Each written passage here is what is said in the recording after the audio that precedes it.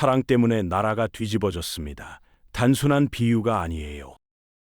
실제로 일본 역사에서는 한 여자의 선택이 왕조를 무너뜨리고 한 남자의 집착이 제국의 수도를 바꿔버린 일이 반복됐거든요.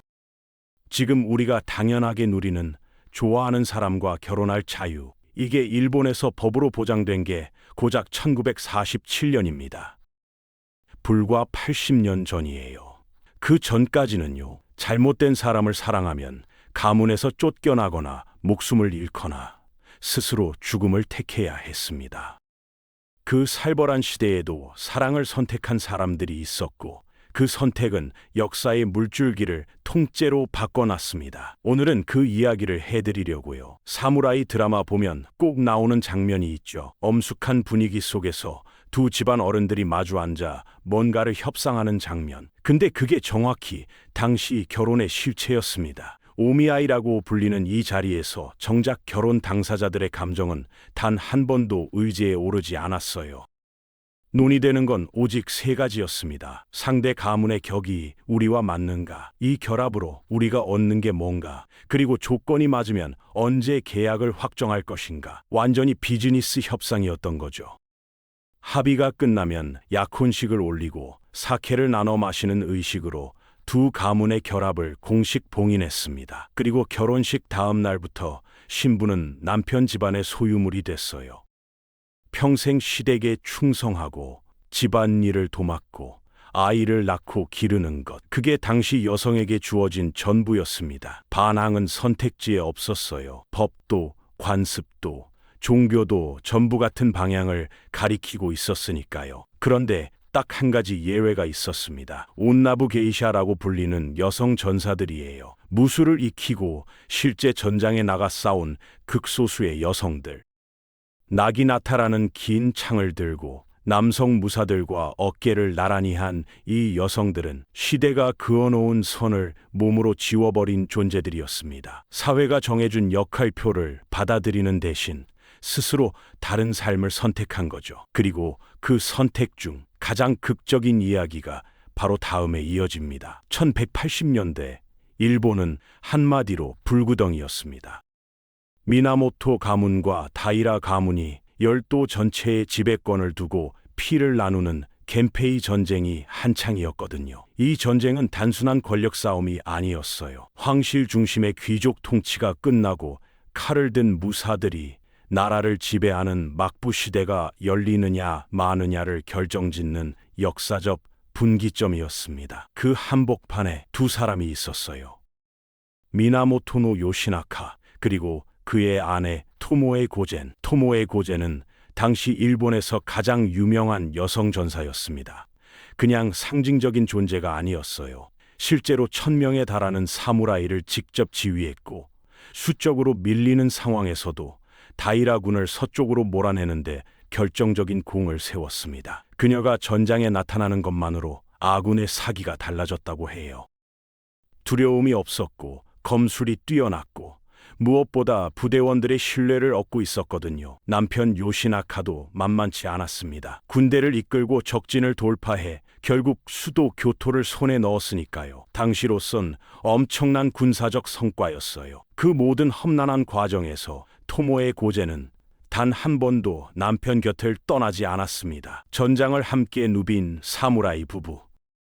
그런데 이 이야기가 아름답게만 끝나지 않습니다. 문제는 요시나카의 야망이었습니다. 교토를 손에 넣은 순간 그는 멈추질 못했어요. 가문 전체의 수장 자리까지 차지하고 싶었던 거죠. 그래서 그는 같은 미나모토 가문의 사촌 요리토모를 상대로 쿠데타를 일으킵니다. 적과 싸우는 것도 모자라 아군의 등에 칼을 꽂은 겁니다. 결과는 참혹했어요. 내전이 벌어졌고 요리토모의 막강한 군대가 밀려왔습니다. 1184년 아와즈 전투, 요시나카와 토모의 고젠 부부는 압도적인 수적 열세 속에서 최후의 항전을 벌이게 됩니다. 그 처절한 전투 속에서 토모의 고제는 믿기 힘든 일을 해냅니다. 적군 무사시 가문의 지도자 목을 직접 베어낸 거예요. 전장에서 배워온 적장의 수급, 그걸 남편에게 바쳤습니다. 잔혹하지만 그게 당시 사무라이의 방식으로 표현할 수 있는 가장 강렬한 충성이었어요. 그리고 전세는 완전히 기울었습니다. 요시나카는 자신의 죽음이 임박했다는 걸 알았고 아내에게 명령했습니다. 도망치라고, 함께 죽지 말라고. 토모의 고제는 거절했습니다. 하지만 그냥 버티지도 않았어요. 마지막으로 훌륭한 적 하나를 더 쓰러뜨리겠다며 적진으로 돌진했습니다. 그 이후의 기록은 엇갈립니다. 전사했다는 설, 포로로 잡혔다는 설, 살아남아 승려가 됐다는 설, 어느 게 진실인지 아무도 모릅니다. 다만 확실한 건 그녀는 끝까지 자신의 방식으로 싸웠다는 겁니다. 게이샤 하면 뭐가 떠오르세요? 하얀 분칠에 화려한 기모노, 우아하게 차를 따르는 여성. 근데 그 이미지의 출발점이 남성이었다는 거 아시나요? 게이샤의 기원은 13세기 봉건 영주들의 연회장을 누비던 타이코모치, 즉 남성 궁정 광대들이었습니다. 노래하고 춤추고 분위기를 띄우는 역할을 남자들이 먼저 했던 거예요. 여성 게이샤가 처음 등장한 건 1700년대 중반이 돼서야였습니다. 유흥가에서 일하던 여성들이 스스로를 게이샤의 형태로 꾸미기 시작하면서요. 그리고 1800년대가 되자 남성은 거의 사라지고 지금 우리가 아는 모습으로 굳어졌습니다. 그런데 게이샤라는 직업에는 치명적인 족쇄가 하나 있었어요. 결혼이 사실상 금지였다는 겁니다. 찻집과 유흥가인 하나마치에서 활동하는 게이샤가 공식적으로 결혼을 하면 그건 직업을 포기하는 것과 같았거든요. 사회가 허락하지 않았습니다. 그러다 보니 생겨난 게 스폰서 문화였어요. 돈과 권력이 있는 유력자가 게이샤의 재정을 책임지고 신변을 보호하는 대신 그녀를 사실상 독점하는 구조였죠. 착취적이었지만 당시엔 그게 현실적인 생존 방식이었습니다. 이 관행은 1956년 제도가 개혁될 때까지 100년이 넘게 이어졌어요. 그 구조 안에서 관습을 정면으로 깨부순 여자가 나타납니다. 사다야코는 15살에 팔렸습니다. 구매자는 일본 초대 총리 이토 히로부미였어요. 당대 최고 권력자가 어린 게이샤를 거액에 사들여 3년간 정부로 곁에 뒀습니다. 지금 기준으로 보면 명백한 착취였지만 당시엔 그게 게이샤가 살아남는 방식이었어요.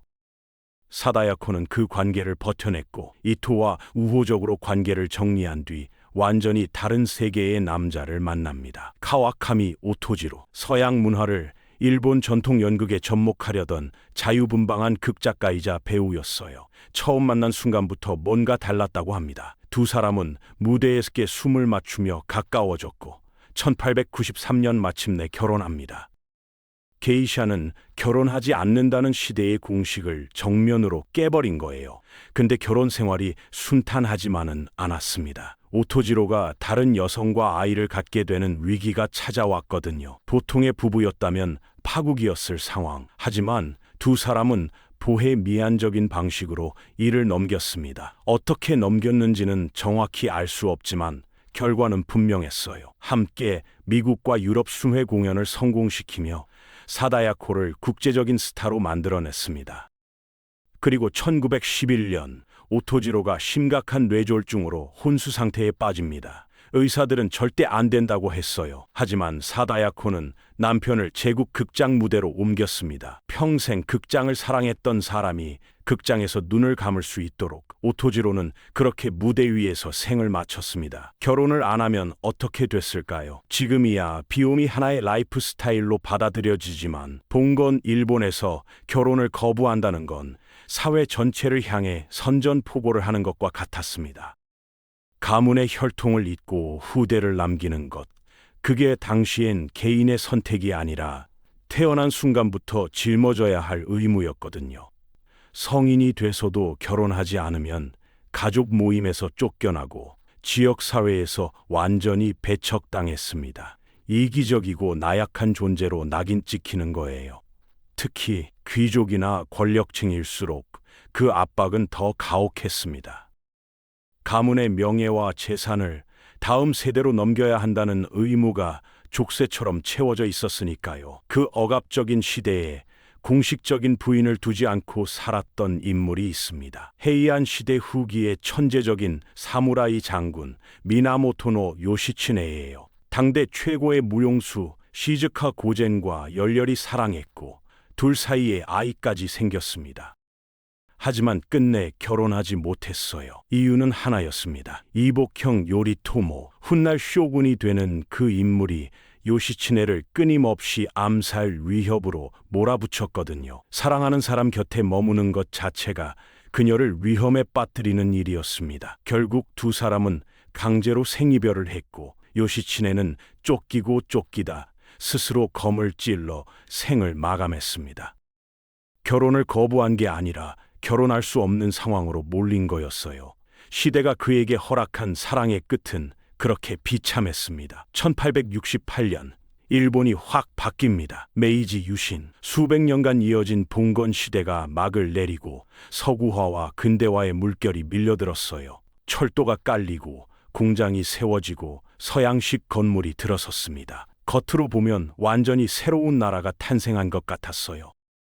근데 이상한 일이 벌어졌습니다. 나라는 근대화됐는데 결혼과 연애 문화는 오히려 더 억압적으로 변해버린 거예요. 산업화로 사람들이 도시로 몰려들면서 그동안 농촌에서 비교적 자유롭게 짝을 찾던 평민들까지 사무라이 계급의 폐쇄적인 정략 결혼 문화를 강제로 따르게 됐습니다. 근대화의 역설이었죠. 학교도 마찬가지였어요. 메이지 정부가 대중교육을 확립하면서 문해율은 크게 올랐습니다. 근데 학교에서 가르친 건 지식만이 아니었어요. 남녀를 철저히 분리하고 개인의 감정보다 국가와 가족에 대한 충성심을 주입했습니다. 사랑은 사치였고 의무가 전부였죠. 1898년엔 아예 법으로 못을 박아버립니다. 메이지 민법, 남성 30세, 여성 25세 미만이 결혼할 경우 반드시 아버지의 허락을 받아야 한다고 명시했어요.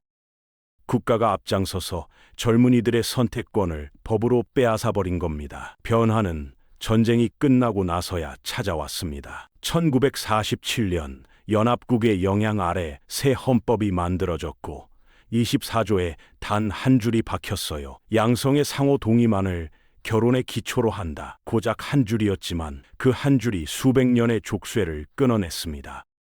권력을 손에 쥔 여자가 그 권력을 빼앗기면 어떻게 될까요? 9세기 초 일본 황실에서 실제로 벌어진 일입니다. 주인공은 쿠스코, 당시 최고의 마쿠 세력이었던 후지와라 가문 출신의 여성이었어요. 그녀는 헤이제이 천황과 결혼해 황실에 입성했고 천황의 아내라는 지위를 10분 활용해 제국의 정치를 뒤에서 좌지우지했습니다.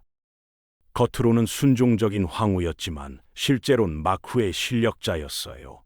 근데 그 모든 게 한순간에 무너집니다. 남편 헤이제이 천황이 자신의 병을 신의 징벌로 해석하고 스스로 동생 사가에게 왕위를 넘겨버린 거예요. 아무도 예상 못한 결정이었습니다. 졸지에 모든 권력을 잃은 쿠스코는 가만히 있지 않았습니다. 오빠와 함께 은퇴해 요양 중이던 헤이제이 천황을 끊임없이 부추겼어요.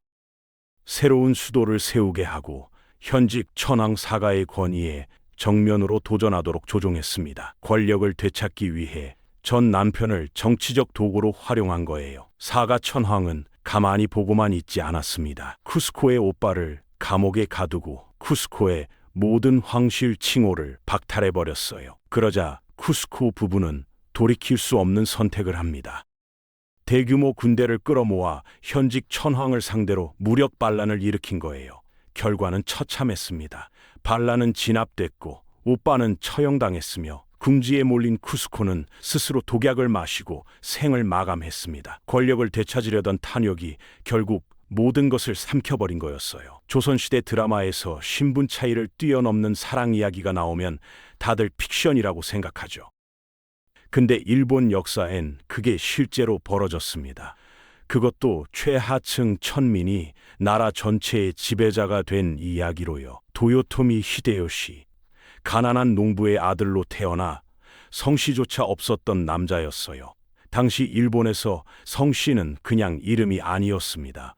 가문의 증명이자 사회적 존재의 근거였거든요. 그런 남자가 귀족 출신의 천황의 핏줄을 이어받은 여성 내내와 사랑에 빠진 겁니다.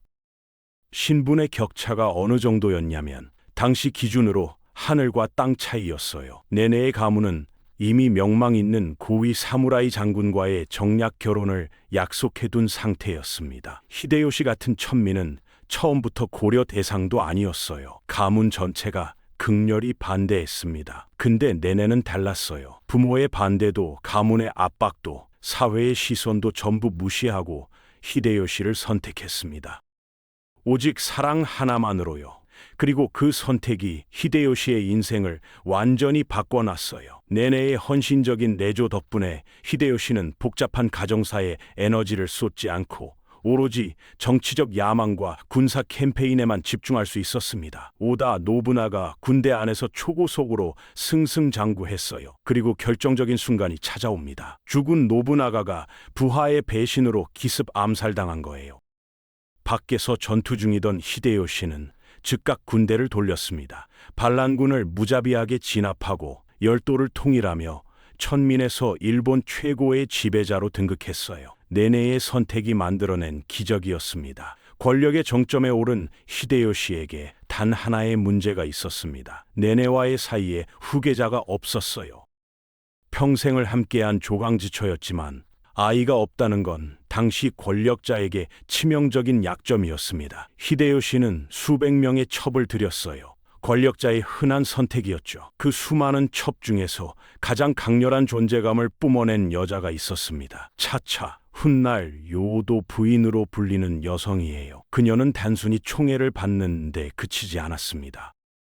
히데요시를 조종해 자신만을 위한 거대한 전용성을 짓게 했고 히데요시가 그토록 간절히 원하던 후계자 히데요리를 낳아 권력의 핵심으로 파고들었어요. 1598년 히데요시가 병으로 사망하자 판도가 완전히 뒤집어집니다. 어린 히데요리를 둘러싸고 당대 최고의 실력자 도쿠가와 이에야스가 천하를 노리며 움직이기 시작했어요. 거대한 내전의 서막이었습니다. 이때 두 여자의 선택이 극명하게 갈렸어요. 요도 부인은 자신의 아들 히데요리를 지키기 위해 이에야스의 끝까지 맞서 싸우는 길을 택했습니다. 반면 평생 히데요시의 곁을 지켰던 본처 내내는 냉철하게 권력의 흐름을 읽었어요. 그리고 도쿠가와 가문을 지지하는 놀라운 정치적 결단을 내렸습니다. 1615년 도쿠가와의 공격으로 요도 부인과 히데요리는 불타는 성 안에서 최후를 맞았습니다. 반면 내내는 승자의 보호 아래 불교 승려가 되어 교토에 사찰을 짓고 노년의 존경을 받으며 평온한 여생을 보냈어요. 사랑으로 시작한 두 여자의 삶이 선택으로 완전히 다른 결말을 맞은 겁니다. 오늘 우리가 살펴본 이야기들 전부 사랑 때문에 역사가 바뀐 순간들이었습니다. 전장을 함께 누빈 사무라이 부부, 시대의 관습을 깨부순 게이샤, 천민에서 지배자가 된 남자를 선택한 귀족 여성. 이들이 살았던 시대는 개인의 감정 따위는 철저히 무시됐던 시절이었어요. 사랑은 사치였고 의무가 전부였던 세상. 그럼에도 불구하고 그 억압적인 틀을 깨고 자신만의 선택을 한 사람들이 있었고 그 선택들이 제국의 운명을 바꿔놨습니다. 결국 인간이 누군가를 사랑하고 결합하려는 열망은 어떤 제도도 법도 완전히 막을 수 없었던 겁니다. 그리고 그 열망이 때로는 왕조를 무너뜨리고 때로는 새로운 역사를 만들어냈어요. 시대를 불문하고 가장 강력한 원동력은 결국 사람이었습니다. 오늘 준비한 영상은 여기까지입니다. 긴 시간 끝까지 시청해 주셔서 진심으로 감사합니다.